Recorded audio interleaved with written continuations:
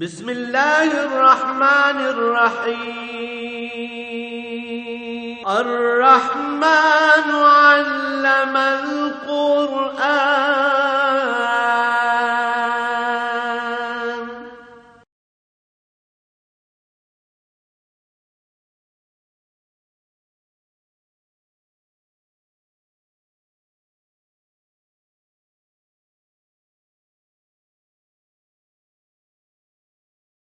الحمد للہ رب العالمین والصلاة والسلام علی حبیبہ محمد وآلہ وصحبہ اجمعین۔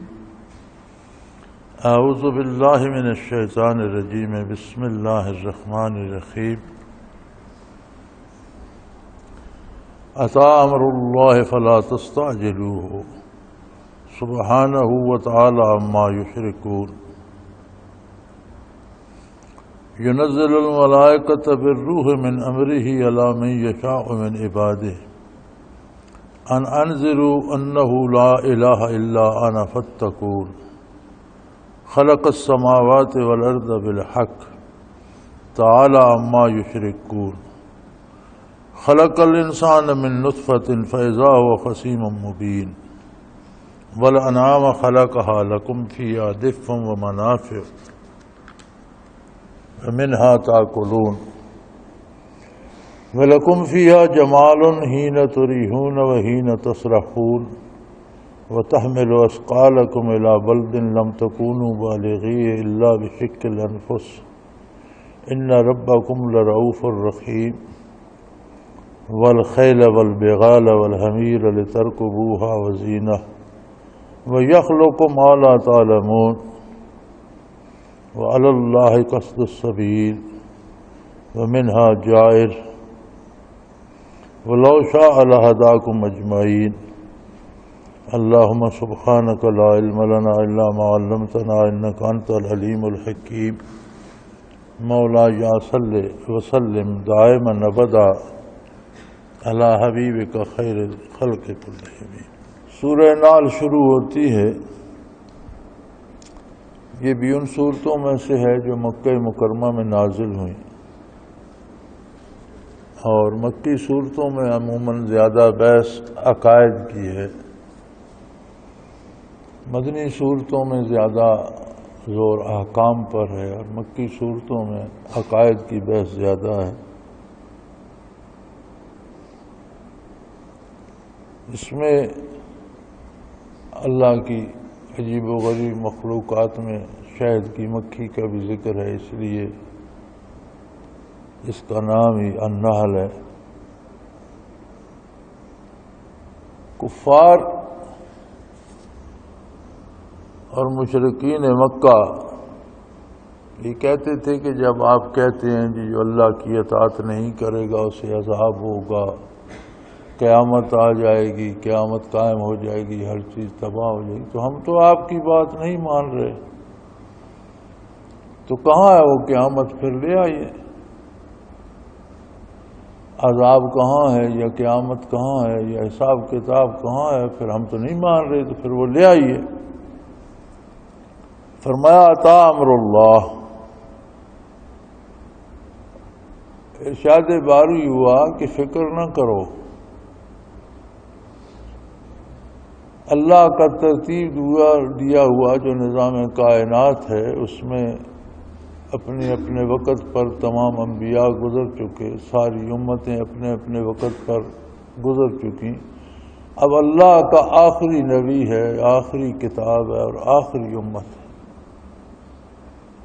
اب اس کے بعد کوئی نئی امت نہیں آئے گی، اس کے بعد قیامت ہی آئے گی، گھبراؤ نہیں۔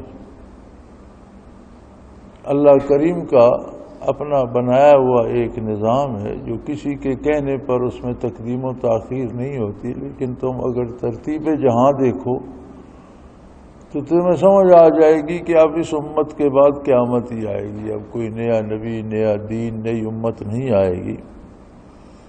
تو یوں سمجھو جیسے اللہ کا حکم آ چکا، آ ہی پہنچا، کیونکہ اب اس امت کے بعد قیامت ہی آنی ہے۔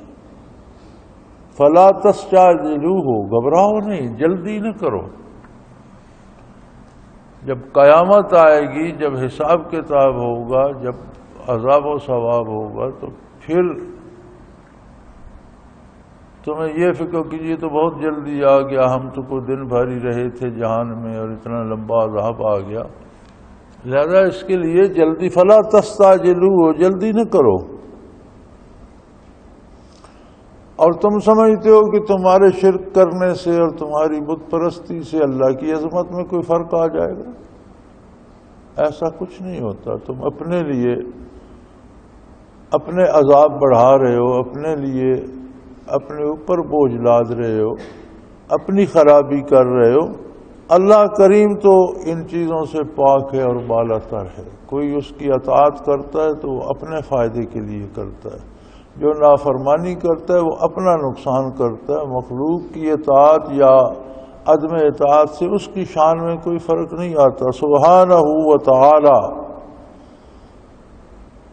وہ ان چیزوں سے پاک اور بلند تر ہے اس کی شان، اور جو تم اس کے ساتھ شرک کرتے ہو اور جن کو اللہ کا شریک بناتے ہو، ان باتوں سے اس کی ذات برال برا ہے، اس کی شان، اس کی عظمت میں کوئی فرق نہیں پڑتا،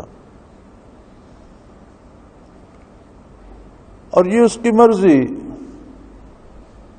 ينزل الملائکۃ بالروح من امرہ علی من یشاء من عبادہ، وہ اپنی مخلوق میں سے اپنی پسند سے اپنے انبیاء چنتا ہے۔ تم شرطیں لگاتے ہو کہ جی بندہ دولت مند ہونا چاہیے، بندہ پہلے سے اقتدار میں ہونا چاہیے، کوئی امیر ہونا چاہیے شہر کا یا علاقے کا حاکم ہونا چاہیے تو اسے نبی بنایا جائے۔ اس میں تمہارے مشوروں کی ضرورت نہیں ہے۔ بے پناہ تخلیق ہے اس کی، کائنات بھری پڑی ہے، تم اس کی مخلوق کو گن نہیں سکتے۔ کس مخلوق میں تم نے مشورہ دیا تو تمہارے مشورے پر بنائی؟ تمہارا مشورہ تو خود تمہاری اپنی ذات میں بھی نہیں ہے کہ میری شکل ایسی ہو، میرے قد بت ایسا ہو، میری عمر اتنی ہو۔ کیا تم نے اپنے لیے مشورہ دیا؟ تو ساری کائنات کے کسی ذرے میں بھی تمہارا مشورہ شامل نہیں ہے، تو پھر نبوت کے لیے تمہارے مشورے کی اسے کیا ضرورت ہے؟ وہ خود پسند فرماتا ہے اور فرشتوں کو حکم دیتا ہے اور اپنا حکم کو نازل فرماتا ہے اپنے بندوں میں سے جسے چاہے۔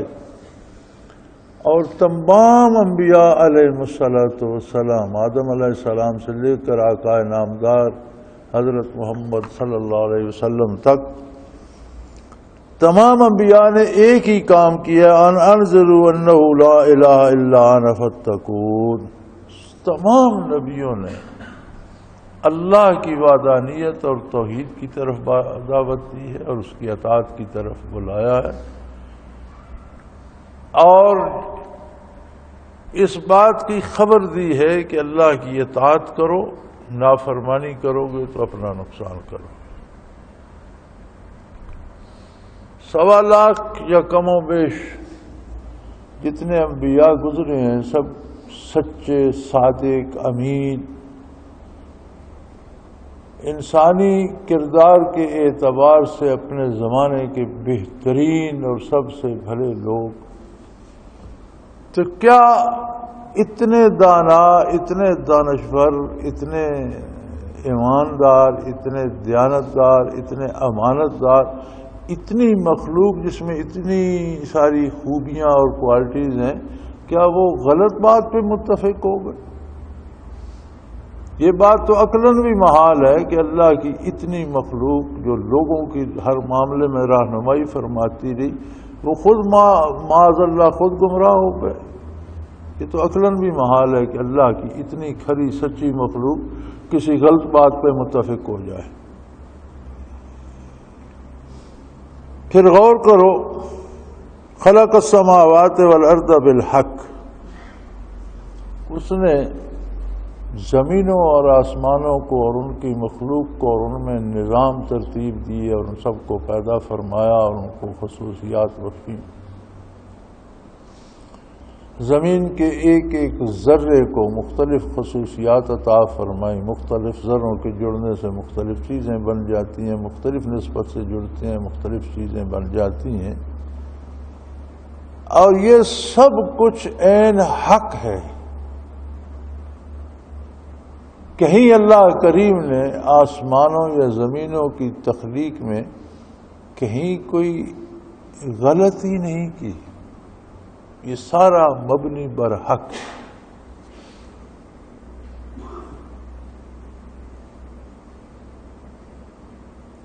اور اللہ کے علاوہ آسمانوں میں یا زمینوں میں جتنی مخلوق ہے سب اس کی تخلیق شدہ، تخلیق کردہ اس کی مخلوق ہے. مخلوق میں سے کسی نے ایک ذرہ بھی تخلیق نہیں کیا. تخلیق کرنا زیبا ہی اللہ کو ہے. تخلیق ہوتی ہے عدم سے چیز کو وجود میں لانا. ایک چیز کا وجود ہے ہی نہیں کائنات میں کہیں بھی، اسے وجود عطا کرنا یہ تخلیق ہوتی ہے. اب تو بندوں کو شوق ہو گیا نا خالق کہلوانے کا. کوئی دو غلط صحیح شعر کہہ لے یا کوئی ایک آدھ افسانہ لکھ لے یا کوئی ایک آدھ جملہ کہہ لے تو وہ اس کا خالق کہلواتا ہے. کیا اس نے لفظ تخلیق کیے ہیں یا پہلے سے استعمال ہونے لفظوں کو جوڑا ہے؟ وہ خالق کیسے ہو؟ خالق تو وہ ہے جو عدم سے وجود عطا کرتا ہے. تو پھر شعر کہنے والا یا ناول لکھنے والا یا ادب پارے لکھنے والا خالق ہے تو پھر یہ سارے لوہار درخان مستری ورکشاپ والے جو چیزیں بنا یہ سارے خالق ہو گئے. پھر زمین پر مخلوق تو رہی نہیں، خالق ہی خالق ہو گئے سارے. خالق نے چیزوں کو عدم سے وجود عطا فرمایا. کچھ بھی نہیں تھا تو اس نے اس میں سے بنا دیا. اب بنی بنائی چیزوں کو جوڑ کر پھر تو خواتین بھی 10-12 چیزیں جوڑ کر ایک کھانا بنا لیتی ہیں، پھر انہیں بھی کھانے کا خالق لکھنا چاہیے. تو فرمایا ہر چیز اس کی تخلیق کردہ ہے، اس نے پیدا کی ہے. تو جو خود مخلوق ہے وہ خالق کے ساتھ ذات میں یا اس کی کسی صفت میں کیسے شریک ہو سکتا ہے؟ تو عقلاً ہی محال ہے. تعالی عما یشرکون، اس کی ذات اس سے بہت بلند ہے جو تم اس کے ساتھ شرک کرتے ہو. اور مخلوق کو کبھی کسی نبی کو اس کا بیٹا قرار دیتے ہو، کبھی فرشتوں کو اس کی بیٹیاں قرار دیتے ہو، کبھی جنوں کو اس کی اولاد قرار دیتے ہو، کبھی چاند کو پوجتے ہو، کبھی ستاروں کو، کبھی آگ کو. تو یہ جن کو تم اس کے ساتھ شریک قرار دیتے ہو یہ سارے اس کی مخلوق ہیں، اس کی شان کو نہیں پہنچ سکتے. اس کی شان بہت بلند ہے، اس کے ساتھ ان کا تعلق مخلوق کا ہے، اس کے ساتھ شراکت داری کا نہیں ہے. خلق الانسان من نطفۃ فاذا هو خصیم مبین. وہ ایسا قادر ہے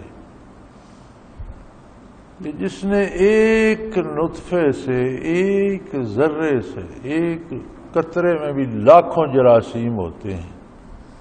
کوئی ایک جراثیمہ ماں کے پیٹ میں پرورش پانے لگتا ہے، اس قطرے میں کیا تھا یا اس جرثومے میں کیا تھا؟ وہ خالق جب بناتا ہے تو ایک بہترین خوبصورت انسان تخلیق فرما دیتا ہے. اس کے ایک ایک بال میں، وجود کی ایک ایک ذرے میں، کھال میں، گوشت میں، ہڈیوں میں، پٹھوں میں اپنا اپنا کام کرنے کی ساری قوتیں موجود ہیں. ایسا عجیب کمپیوٹر دے دیا دماغ کا اس کو کہ جس کی مثال دنیا میں مل ہی نہیں سکتی. کوئی انسان ایسا کمپیوٹر ایجاد نہیں کر سکتا. کتنی شفاف آنکھیں بنا دی. آنکھ کے ایک آئینے میں 24 لاکھ بلب ہیں آنکھ کے ایک آئی بال میں، اور دونوں آنکھوں میں 48 لاکھ بلب ہیں جو مل کر کام کرتے ہیں. 18 لاکھ تاروں سے ان کا تعلق دماغ سے وابستہ ہے. اب آنکھ کی جسامت دیکھو اور اس میں 24 لاکھ حصے تقسیم کرو، اس میں 9 لاکھ تاریں لگاؤ. اتنا باریک کام کون کر سکتا ہے؟ دماغ کا ایسا خزانہ بنا دیا کہ وہ آنکھ جو کچھ دیکھتی ہے فوراً اس کی تصویر بنا دیتا ہے، کان میں جو آواز پڑتی ہے فوراً اس کو ایک شکل دے دیتا ہے اور وہ سنائی دینے لگتی ہے۔ اتنی باریکیاں ہیں تخلیق انسانی میں کہ عقل دنگ رہ جاتی ہے، سمجھ نہیں سکتی۔ اور فرمایا پھر یہ انسان جس کو ایک نطفے سے میں نے ایک خوبصورت تنومند دانشور صاحب شعور انسان بنا دیا، اب انسان بننے کے بعد یہ میری ذات میں جھگڑے کرتا، یعنی یہ نہیں سوچتا کہ اس پر کتنا احسان ہے اللہ کا کہ اس نے اسے ایک قطرے سے انسان بنا دیا، کتنی خوبیاں اس میں رکھی، اس کے بال بال میں خوبیاں ہیں، اس کے وجود کے ذرے ذرے میں عجیب و غریب خوبیاں ہیں۔ اگر وہ ضائع کرتا ہے تو اپنی مرضی سے کرتا ہے، اللہ کی نافرمانی کرتا ہے، کفر اختیار کرتا ہے، تو وہ خوبیاں خامیاں بن جاتی ہیں، کمزوریاں بن جاتی ہیں، گمراہی کا سبب بن جاتی ہیں۔ اگر انہی کو اللہ پر ایمان لاتا ہے، اللہ کے نام سے اس کے ذکر سے روشن کرتا ہے، تو وہ بھی وہی روشنی کے مینار بن جاتی ہیں۔ نہ صرف خود کامیاب ہوتا ہے انسان، کئی ہزار لاکھوں انسانوں دوسروں کے لیے بھی رہنمائی کا اور برکات تقسیم کرنے کا سبب بن جاتے ہیں۔ اب یہ فیصلہ تو انسان کا ہے، لیکن ہر انسان کو یہ سوچنا چاہیے کہ اس کی بنیاد کیا ہے۔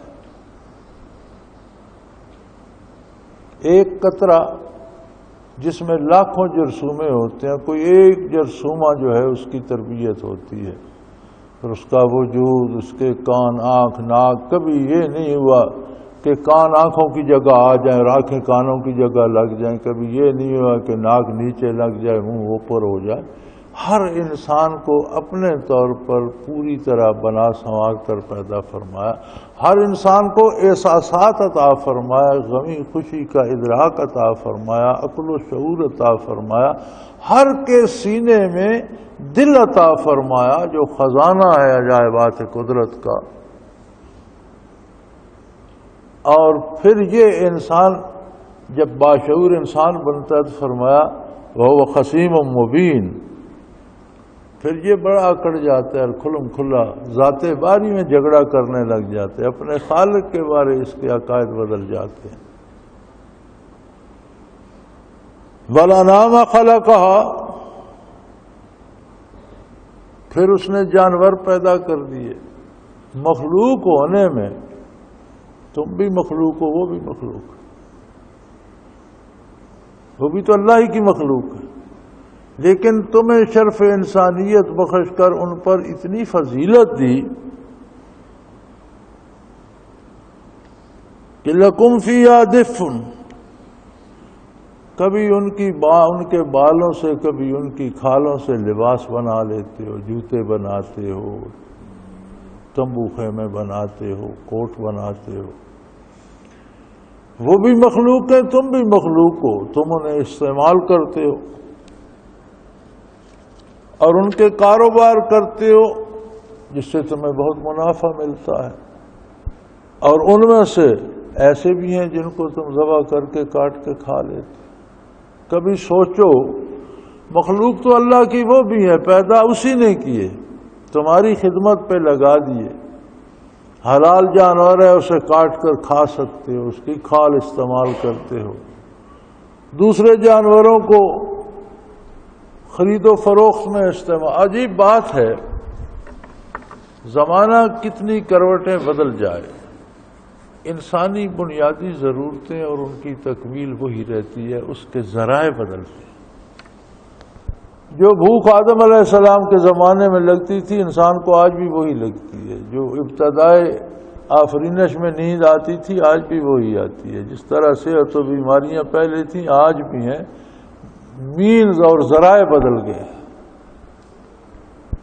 تو فرمایا تمہیں اس نے اتنی فضیلت بخشی کہ اپنے جیسی مخلوق ہے لیکن انہیں شرف انسانیت نہیں ملا، وہ حیوان ہے، لہذا تم انہیں استعمال کرتے ہو، خریدتے بیچتے ہو، منافع کماتے ہو، بعض کو ذبح کر کے کھا لیتے ہو، بعض کی کھال استعمال کرتے ہو، کسی کی اون اور بال استعمال کرتے ہو۔ وَلَكُمْ فِيهَا جَمَالٌ حِينَ تُرِيحُونَ وَحِينَ تَسْرَحُونَ، اور جب تم انہیں شام کو لاتے ہو یا صبح کو چرانے کے لیے لے جاتے ہو تو اس میں ایک تمہاری شان بھی ہے، اور اللہ کی شان ہے۔ زمانہ جتنا بھی بدلا، آج بھی دیکھ لیں، چلو طریقہ کار بدل گیا، فارمنگ ہو گئی، لیکن اب بھی تو لوگ بڑے فخر سے کہتے ہیں میرے چوزوں کے 10 فارم، میرا گائیوں کا بہت بڑا فارم، میرا گھوڑوں کا بڑا فارم ہے۔ آج بھی بنیادی انسانی ضروریات میں فارمنگ شامل ہے۔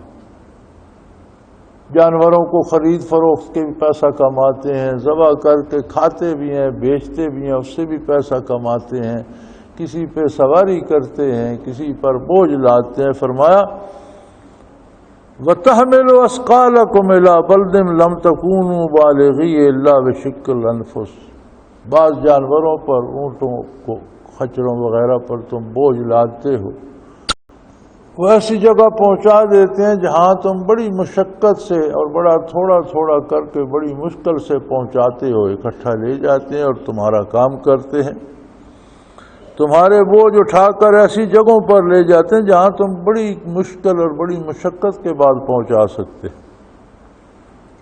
ان ربکم لرؤوف الرحیم، یقیناً تمہارا پروردگار بہت بڑی شفقت والا اور بہت بڑی رحمت والا، یعنی تمہیں ادراک ہی نہیں کہ تمہاری خدمت کے لیے اس نے کتنی مخلوق پیدا کر دی اور تم ان سے کس کس طرح خدمت لے رہے، تم نے کبھی سوچا ہی نہیں۔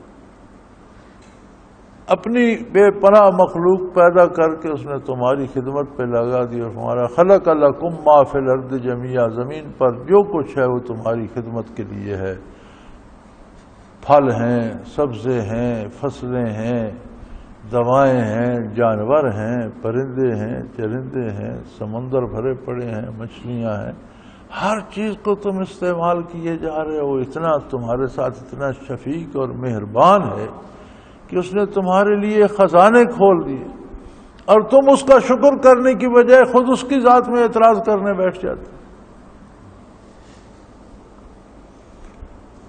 والخیل والبغال والحمیر لترکبوها وزینہ، گھوڑے پیدا کر دیے، خچر تخلیق فرمائے، گدھے پیدا کر دیے، ان پر تم سواریاں بھی کرتے ہو، کسی پر بوجھ لاتے ہو، اور سارے تمہاری شان بھی بڑھاتے ہیں۔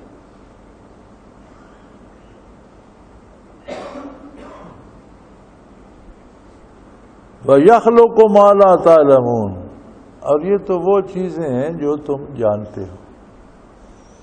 ابھی تمہاری سواری کے لیے وہ اور کیا کیا پیدا فرمائے گا، یہ جب ہوگا تو جانو۔ اب اس زمانے میں اگر قرآن کریم کہتا بسیں ہوں گی، ٹرینیں ہوں گی، ہوائی جہاز ہوں گے تو کس کی سمجھ میں آتا؟ تو فرمایا یہ تو تمہارے سامنے ہے جن کو تم لوگ استعمال کرو، لیکن ابھی بہت چیزیں باقی ہیں جو تمہاری سواری اور تمہارا بوجھ اٹھانے کے لیے پیدا فرما دے گا۔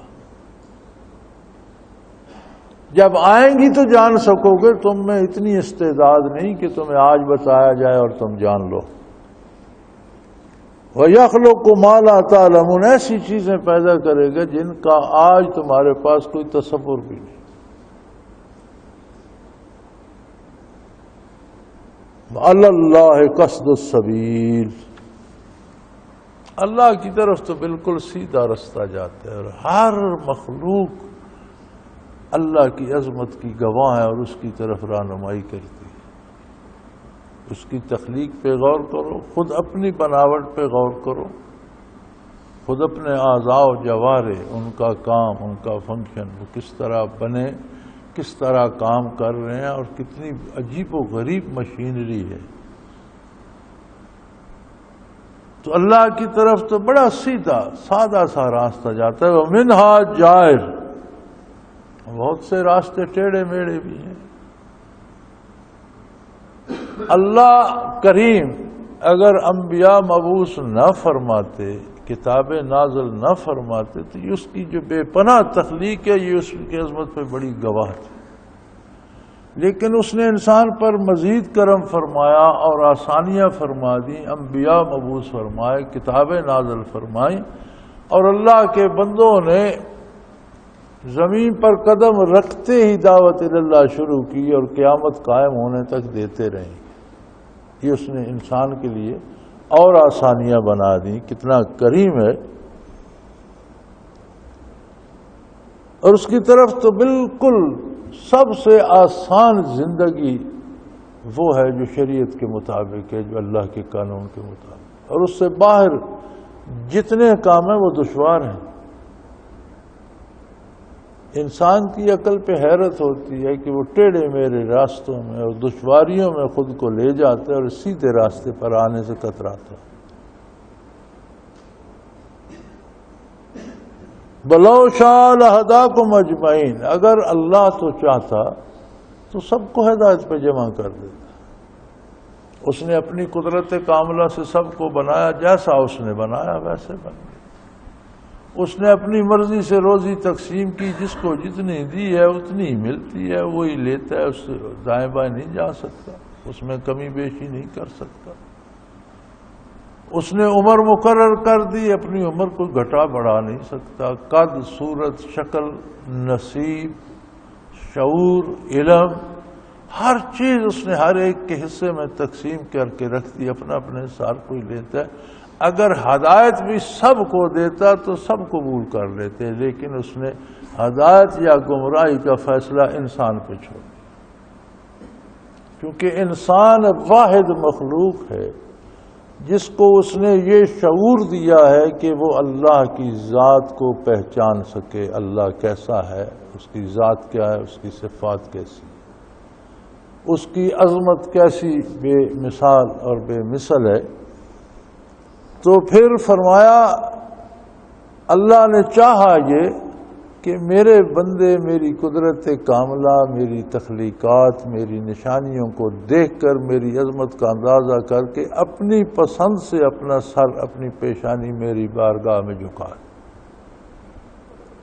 اگر حکمن جھکانی ہوتی تو پھر تو اس کی تخلیق کا فائدہ ہی کیا؟ حکم کے بندے تو فرشتے پہلے بہت تھے، مخلوق ساری حکم کا بندہ تھی، زمین و آسمان حکم کے بندے تھے، ساری مخلوق اس کی اطاعت کر رہی ہے اور کرتی رہے گی۔ تو انسان کی تخلیق کا تو مقصد ہی یہ تھا کہ واحد مخلوق ہے جسے اللہ کو پہچاننے کی استعداد دی گئی، معرفت باری کی استعداد دی گئی، اور یہ اپنی حیثیت کے مطابق عظمت الہی سے آشنا ہو کر اس کی اطاعت قبول کر لے اور اس کی غلامی قبول کر لے اور اس کی بندگی کرے اور اس کی اطاعت کرے۔ اگر دوسرا راستہ اختیار کرے گا، نہیں کرے گا، تو پھر اس کا نتیجہ خود بھگت لے گا۔ اگر وہ چاہتا تو سب کو سیدھے راستے پہ چلا دیتا، لیکن اس نے پسند یہ فرمایا کہ انسان یا اپنی مرضی سے اطاعت کرے، نہ کرے تو پھر نتیجہ بھگت لے گا۔ هو الذی انزل من السماء ماء لکم منہ شراب ومنہ شجر فیہ تسیمون۔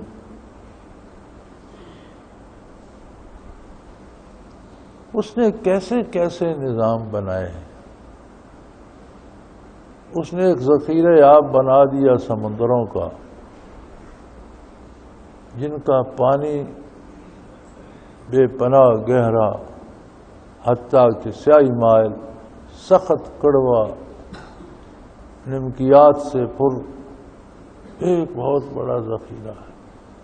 اس میں سے کتنے شفاف اور لطیف بخارات اٹھاتا ہے جن میں کوئی کثافت نہیں ہوتی، ٹنوں پانی وہ ہوا میں لے جاتا اور ہوا کے جھونکے بادلوں کو اڑائے پھرتے ہیں، اور ان میں اتنا پانی ہوتا ہے کہ کسی جگہ چند منٹ برس جائیں تو زمین سے برداشت نہیں ہوتا، ہوا اسے آرام سے اٹھائے پھرتی ہوتی۔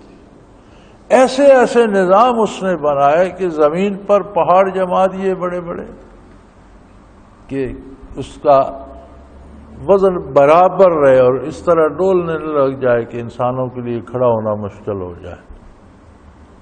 اس کو بالکل مساوی کر دیا، کبھی اس میں جنبش نہیں ہوتی۔ پھر یہ بادل ٹنوں پانی لے جاتے ہیں، پہاڑوں پہ برستے ہیں تو وہاں برف جم جاتی ہے، وہ ایک خزانہ الگ ہے، اس سے چشمے نکلتے ہیں، ندیاں پھوٹتی ہیں، پھر آگے دریا بنتے ہیں، جوں جوں پگھلتی ہے جوں جوں دریاؤں میں پانی آتا ہے۔ پھر اس شفاف پانی کو اس نے زمین پہ برسایا تو کتنی بے شمار قسم کی چیزیں پیدا کر دی۔ پانی ایک ہی ہے، زمین ایک ہے، لیکن ہر دن کا گل بکف نکلتا ہے، ہر پھول کا رنگ جدا ہے، خوشبو جدا ہے، تاثیر جدا ہے، ذائقہ جدا ہے۔ بے شمار پھل اپنی اپنی قسم کے، ایک ہی پانی سے سارے پھل بنتے ہیں، بے شمار درخت اسی سے پلتے ہیں۔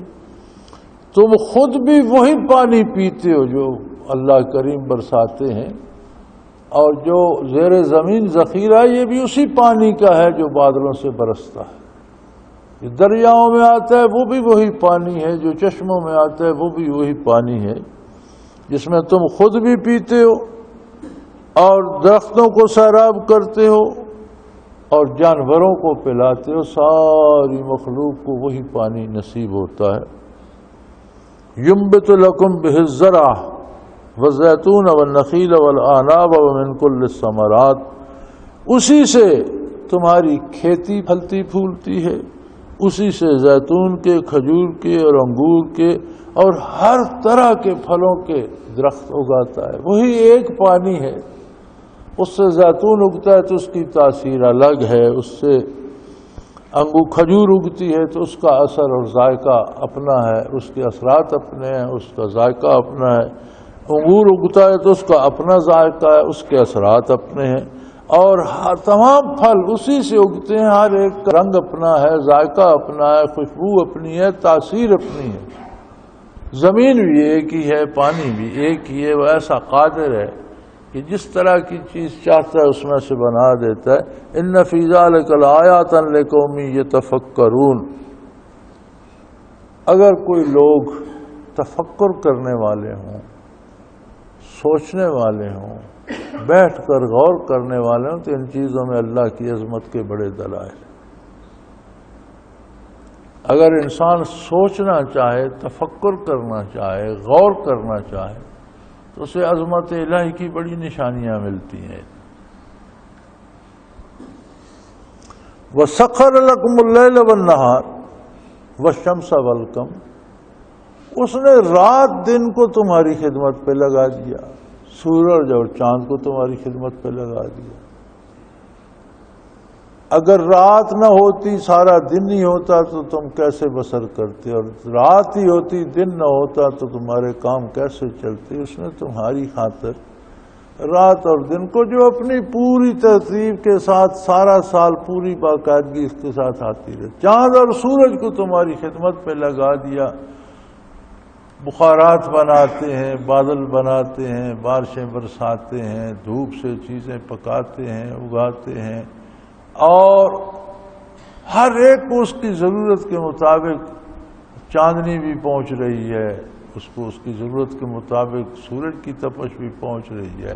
ایک کیڑی اپنا انڈا دھوپ پہ رکھ دیتی ہے سینکنے کے لیے، وہی دھوپ ہاتھی کو بھی پہنچ رہی ہے۔ ساری مخلوق اپنی اپنی حیثیت کے مطابق اس سے مستفید ہو رہی ہے۔ والنجوم مسخرات بامرہ، اور ستارے بھی اسی کے حکم سے اپنے کام میں لگے۔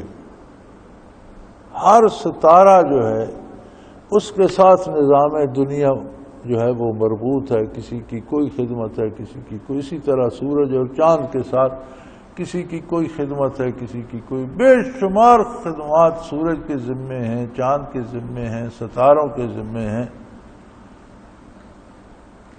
ان فی ذلک لآیات لقوم یعقلون، جن لوگوں میں کوئی عقل ہوتی ہے ان کے لیے تو عظمت الہی کی بڑی نشانی ہے۔ اور جو عقل سے آ رہی ہیں وہ ستاروں کے خالق کو نہیں، ستاروں کو پوجنا شروع کر دیتے، سورج کی پرستش پہ بیٹھ جاتے ہیں، اور جو سورج کا خالق ہے اس کی اطاعت کرو، اس کی عبادت کرو۔ چاند کو پوجنا شروع کر دیں گے۔ فرمایا مخلوق کو کیوں پوجتے ہو؟ مخلوق میں کیا کمال ہے؟ وہ تو کسی کی تخلیق ہے، کمال تو بنانے والے کا ہے، خالق کا ہے، اور یہ ساری چیزیں تو اس کی عظمت کی طرف دلالت کرتی ہیں، تمہیں اس کی عظمت کو پانا چاہیے۔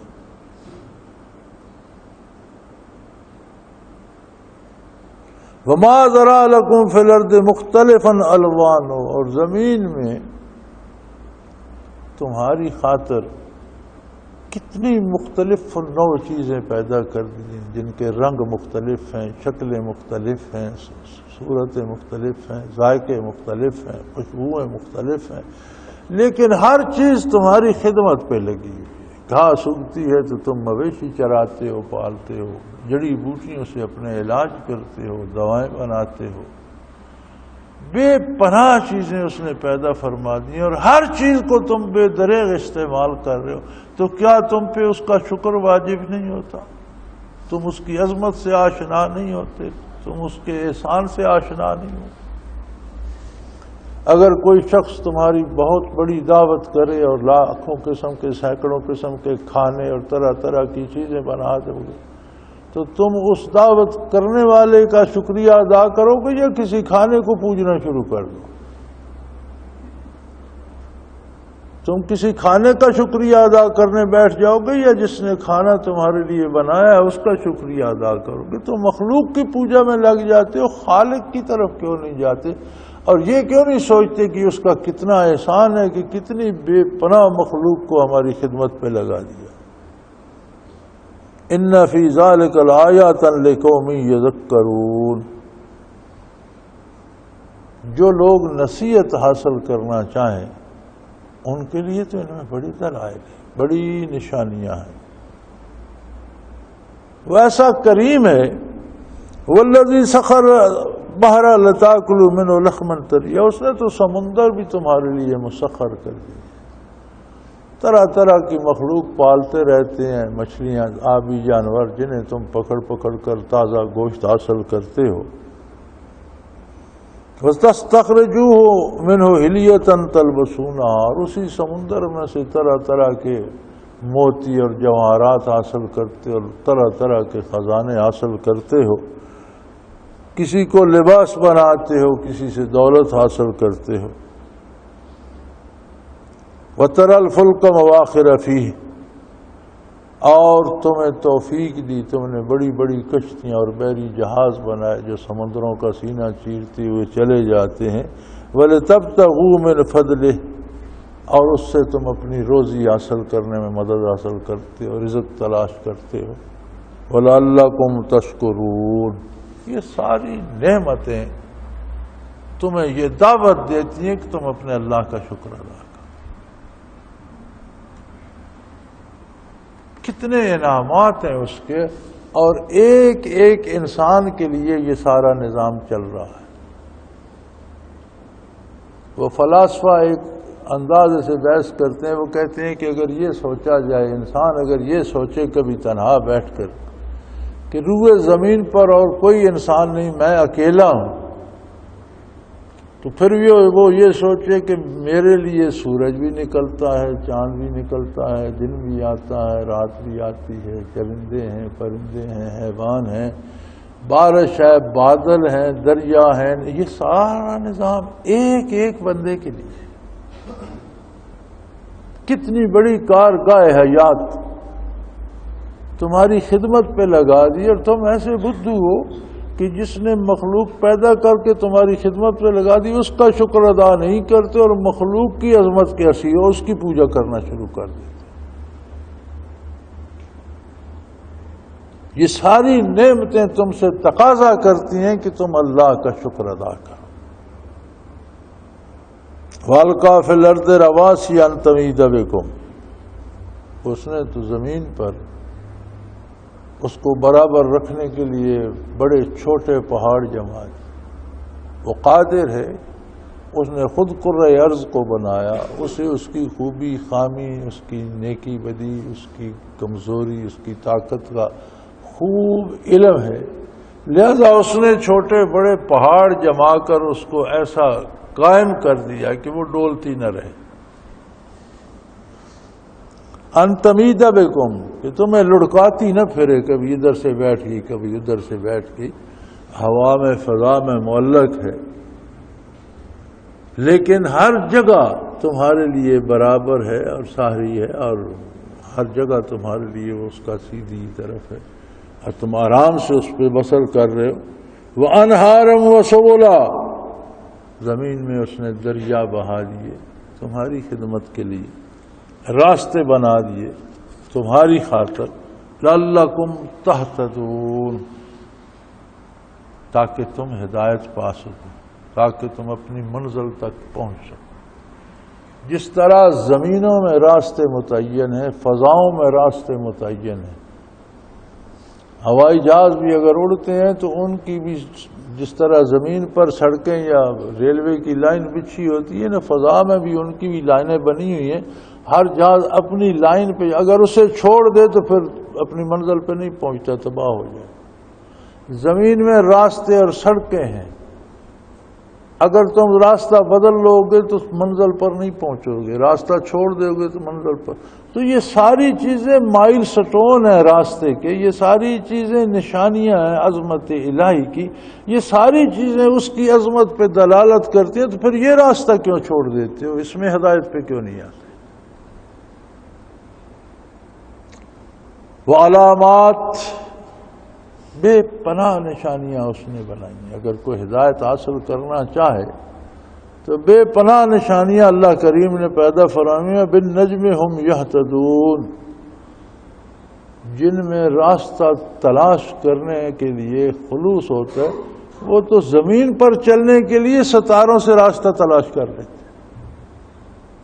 ان ستاروں کو بھی تو ان جگہ پر اسی مالک نے کاربند پابند کیا ہے، لیکن جن میں شعور ہوتا ہے، وہ دن رات تاریک بھی ہو جائے اور زمین پہ اندھیرا بھی ہو جائے تو ستاروں سے بھی دیکھ کر اپنی سمت تلاش کر لیتے ہیں۔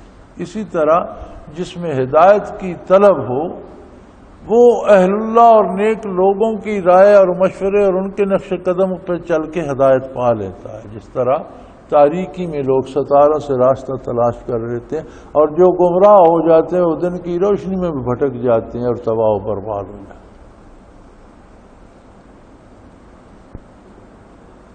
افمن یخلق کمن لا یخلق، اب یہ انصاف تمہارے ذمہ ہے، تم بیٹھ کر خود سوچو، تفکر کرو، تدبر کرو، غور کرو، فکر کرو، سوچو کہ کیا مخلوق خالق کے برابر ہو سکتی ہے؟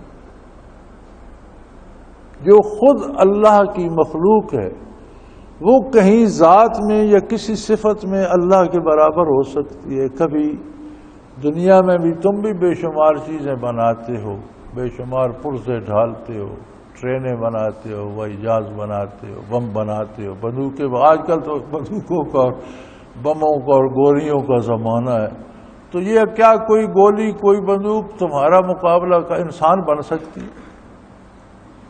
تمہاری طرح کی اس میں محسوسات، تمہاری صفات اس میں آ سکتی؟ تو جو چیزیں تم بناتے ہو ان میں سے تو کوئی تمہاری طرح نہیں، تو جو اللہ بناتا ہے اس کی مخلوق اس جیسی ہو جاتی ہے، اس کے ساتھ شریک ہو جاتی ہے۔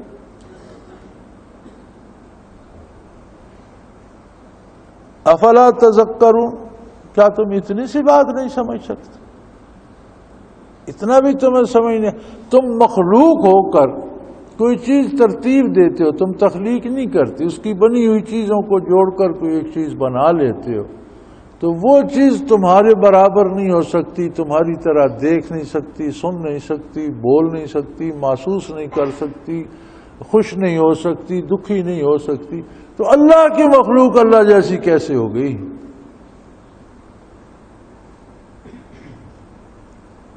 وَإِن تَعُدُّوا نِعْمَتَ اللَّهِ لَا تُحْصُوهَا، فرمایا یہ تو مثال کے طور پر چند نعمتیں اللہ نے شمار فرما دی، اور وہ نعمتیں شمار فرمائیں جو رات دن تمہارے استعمال میں ہیں، جو سامنے آ کر تمہاری خدمت کرتی ہیں۔ اس کی کتنی مخلوق ایسی ہے جو غائبانہ تمہاری خدمت کرتی ہے اور تمہیں پتہ بھی نہیں۔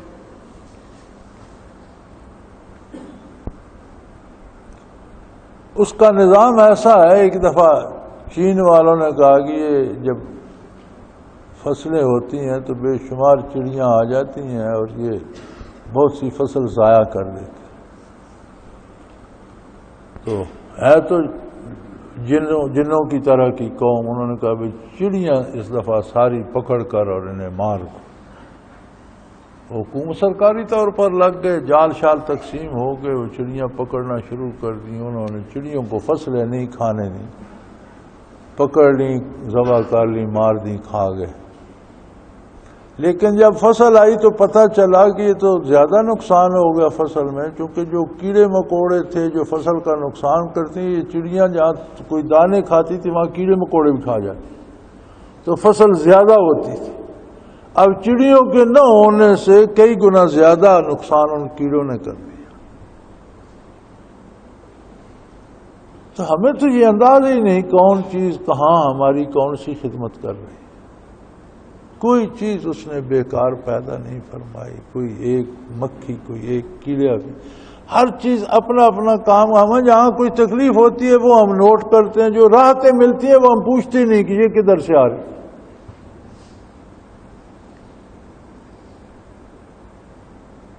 اگر تم گننا چاہو، ساری زندگی گنتے رہو، اللہ کی نعمتوں کو گننے شمار نہیں کر سکتے۔ وَإِن تُعُدُّوا نِعْمَتَ اللَّهِ لَا تُحْصُوهَا، اگر تم گننا چاہو تو ایک ایک بندے کے لیے اس نے اتنی نعمتیں عطا فرمائے ہیں کہ ساری زندگی وہ گنتا رہے شمار نہیں کر سکتا۔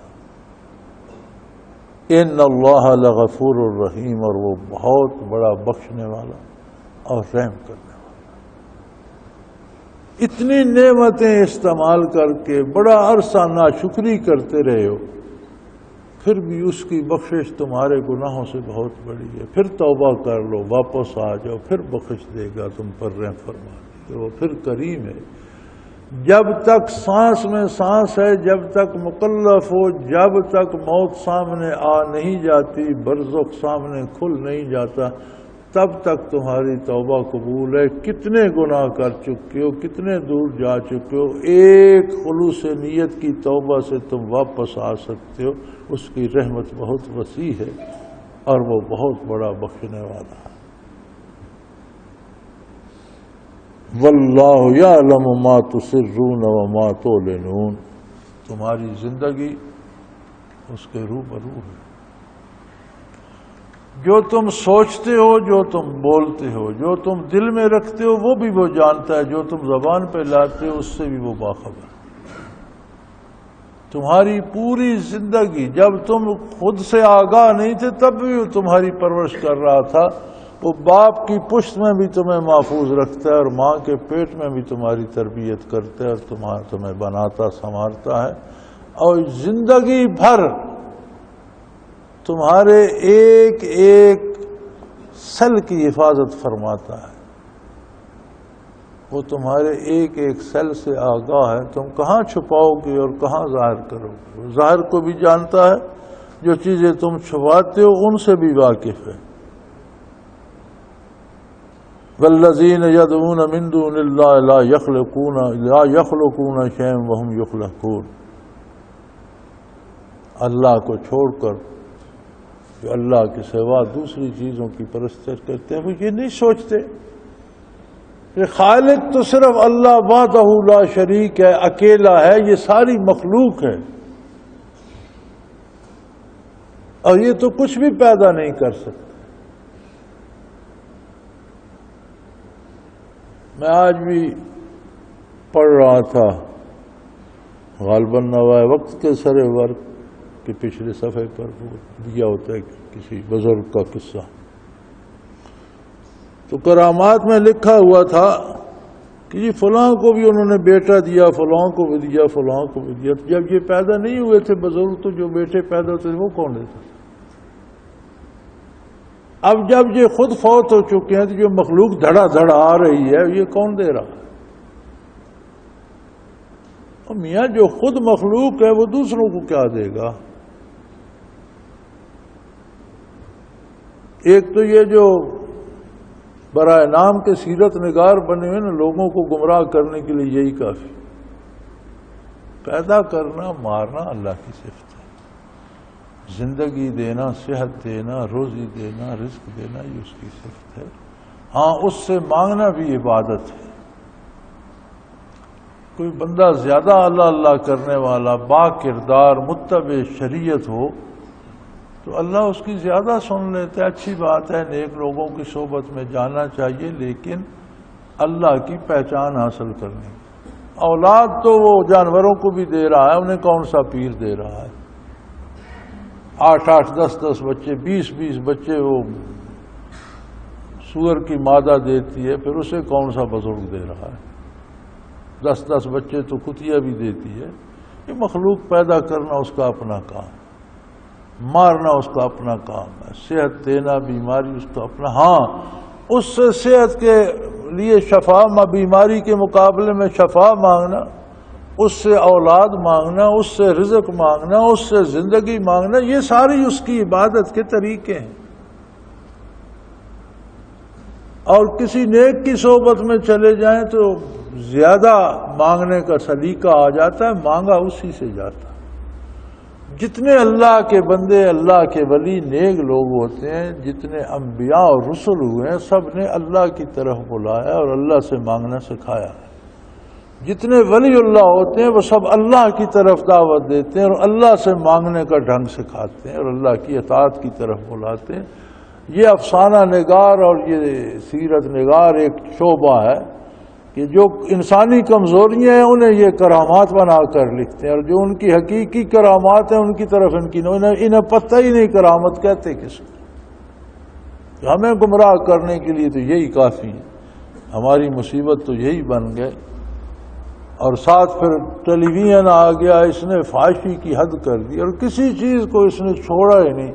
اب رمضان شریف بچا ہوا تھا، اب جشن رمضان وہ بھی ہو گئے، چلو اس میں بھی دھم مچا دو اور ڈھول باجے بجاؤ۔ اور جو آج میں اسی اخبار میں دیکھ رہا تھا کہ وہ رمضان شریف میں جی وہ نعتیں پڑھنے کے لیے بلاؤ، ٹی وی پر بلاؤ اور وہاں بلاؤ، تو اس نے اپنا معاوضہ ایک مجلس کا 15 لاکھ کر دیا جی۔ 15 لاکھ دو تو 1 گھنٹہ نعتیں پڑھ دو۔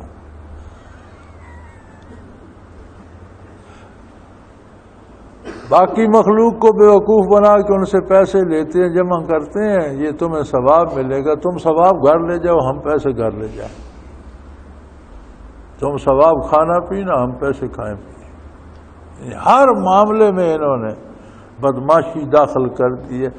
جشن رمضان سے کیا؟ جشن کا مطلب ہوتا ہے کہ جو جس کے جی میں آئے اس طرح خوشی کا اظہار کرے، اسے جشن کہتے ہیں۔ کوئی ڈھول بجا کے کرتا ہے، کوئی گانا گا کے کرتا ہے، کوئی اچھل کود کے کرتا ہے، کوئی کپڑے پھاڑ کے کرتا ہے، کوئی شراب پی کے کرتا ہے، کوئی چرس پی کے کرتا ہے۔ جس طرح کوئی خوشی کرنا چاہتا ہے، بہت سے لوگ مل جائیں، ہر کوئی اپنی اپنی طریقے سے اپنی اپنی خوشی کا اظہار کرے، اسے جشن کہتے ہیں۔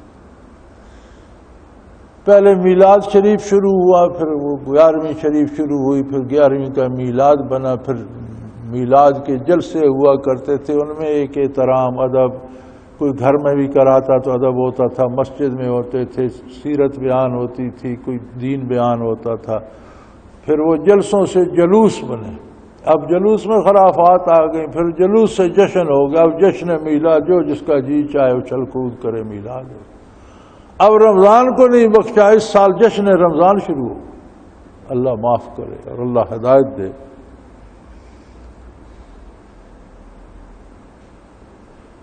تو فرمایا والذین یدعون من دون اللہ لا یخلقون شیئا وہم یخلقون، جو اللہ کے سوا کسی کو پکارتے ہیں انہیں یہ سوچنا چاہیے کہ یہ خود مخلوق ہے، یہ خود اللہ کے بنائے ہوئے ہیں۔ اموات غیر احیاء، اور بعض لوگ تو پتھروں کو اور درختوں کو پوج رہے ہیں جن میں وہ انسانی زندگی کا تصور بھی نہیں۔ پتھروں کی پوجا کرو گے، ستاروں کی کرو گے، سورج چاند کی کرو گے، درختوں کی کرو گے، دریاؤں پہاڑوں کی کرو گے، تو جانوروں کی کرو گے، تو ان میں تو انسانی زندگی کا شائبہ ہی نہیں، انہیں پتہ ہی نہیں انسانی زندگی ہوتی کیا، تمہاری مشکلات کیا حل کریں گے۔ وما یشعرون ایان یبعثون، یہ ساری مخلوق اللہ کے سامنے جواب دیا، اور ان میں سے کسی کو بھی نہیں پتا کہ کس وقت قیامت قائم ہو جائے گی اور کب وہ دوبارہ زندہ کر دے گا۔ یہ تو ہر کوئی اپنے حساب کتاب سے لرزاں و ترساں ہے، ہر کسی نے اس کی بارگاہ میں جواب دینا ہے، اور یہ ہر شے، ساری مخلوق اس کی بارگاہ میں جواب دے، اور یہ اپنی جان بچانے کی فکر میں ہے۔ تمہاری کارسازی کیا کریں گے؟ اللہ واحد لا شریک ہے جس کی عبادت کی جانی چاہیے۔ وآخر دعوانا ان الحمدللہ رب العالمین۔ اللہ اللہ اللہ اللہ اللہ اللہ اللہ اللہ۔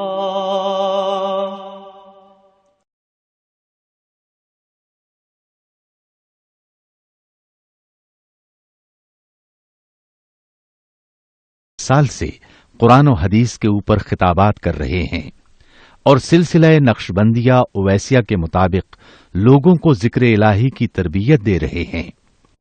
وہ قرآن پاک کی تفسیر ترتیب وار بیان کر رہے ہیں۔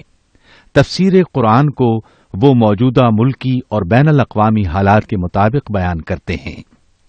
موٹر وے سے کلر کہار کے انٹرچینج سے نکلتے ہوئے، کلر کہار کی جھیل سے ہوتے ہوئے میانی، بوچھال اور نور پور سے گزرتے ہوئے دارالعرفان منارہ پہنچ سکتے ہیں۔ حضرت امیر محمد اکرم آوان نے بچیوں اور بچوں کی دینی اور دنیاوی تعلیم کے لیے سقارہ اکیڈمی کے نام سے ایک درسگاہ بھی قائم کی ہے، جس کا افتتاح ملک پاکستان کے صدر جنرل محمد ضیاء الحق نے اپنے دست مبارک سے کیا تھا۔ وہ تمام احباب جو اسلام کی طلب رکھتے ہیں ان سے گزارش ہے کہ دارالعرفان منارہ ضلع چکوال میں امیر محمد اکرم آوان صاحب کے خطابات سے مستفید ہوں۔ وہ ہر جمعے کو نماز سے پہلے بیان فرماتے ہیں۔ ہر ماہ کی پہلی اتوار کو ماہانہ اجتماع ہوتا ہے جس میں آپ خصوصی خطاب فرماتے ہیں، اور پاکستان کے چاروں صوبوں سے احباب اس اجتماع میں شرکت کرتے ہیں۔ اس کے علاوہ یہاں سال میں 2 مرکزی اجتماعات بھی ہوتے ہیں، ایک رمضان المبارک میں اعتکاف کا اجتماع اور دوسرا جولائی اور اگست میں 40 دن کا اجتماع ہوتا ہے جس میں روحانی تربیت کی جاتی ہے۔ اپنا خون سیماب دے کر اتنا ہم کر جائیں گے، نام آقا کا چمن میں پھر رقم کر جائیں گے۔